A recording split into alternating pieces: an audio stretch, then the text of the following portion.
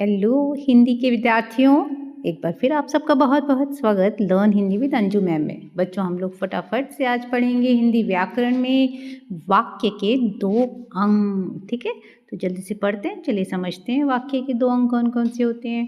पहला होता है उद्देश्य और दूसरा होता है विधेय। ठीक है, उद्देश्य यानी कि सब्जेक्ट, जिसके बारे में कुछ कहा जाए उसे उद्देश्य कहते हैं। ठीक है, और वाक्य में उद्देश्य के विषय में जो कुछ कहा जाए उसे विधेय कहते हैं। अभी हम एग्जाम्पल्स के माध्यम से समझेंगे तो आपको लगेगा कितनी आसान बात है ये।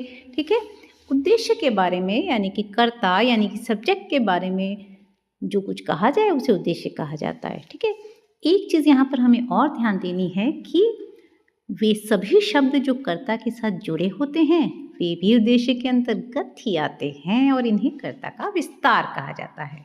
नहीं समझ में आया? चलो कोई बात नहीं, अभी देखना एग्जाम्पल्स और फिर कैसे समझ में आती हैं ये तीनों बातें, उद्देश्य, विधेय और कर्ता का विस्तार।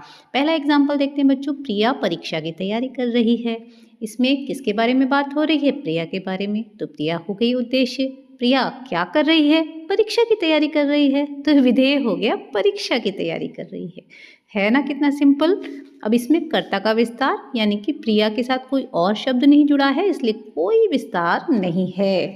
दूसरा देखिए, मेरा पड़ोसी दुकानदार है। उद्देश्य क्या है? मेरा पड़ोसी क्योंकि उसी के बारे में तो बात हो रही है। और क्या बात हो रही है? कि वो दुकानदार है। यहाँ पर कर्ता का विस्तार क्या है? पड़ोसी के साथ मेरा शब्द। जी हाँ, ठीक है बच्चों। तीसरा देखते हैं, मेरे मित्र का बेटा कक्षा में प्रथम आया है। किसके बारे में बात हो रही है? बेटा। कौन सा बेटा? मेरे मित्र का। तो मेरे मित्र का हो गया कर्ता का विस्तार, बेटा हो गया कर्ता यानी कि उद्देश्य, और बाकी का वाक्य का हिस्सा यानी कक्षा में प्रथम आया हो गया विधेय। ठीक है, अगला देखते हैं, हमारे घर के पास रहने वाला परिवार आज घूमने गया है। उद्देश्य क्या है? हमारे घर के पास रहने वाला परिवार। ठीक है, परिवार के साथ जुड़ा हुआ हिस्सा है कर्ता का विस्तार।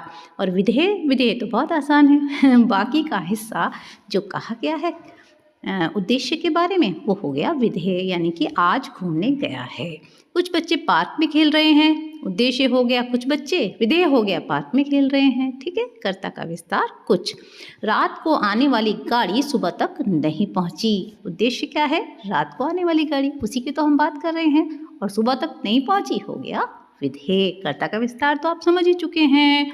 उन लोगों ने बहुत मेहनत की। उसके चाचा जी अपने कमरे में किताब पढ़ रहे हैं। ठीक है, इसको आप लोग पढ़ के समझ लीजिएगा। ओके बच्चों।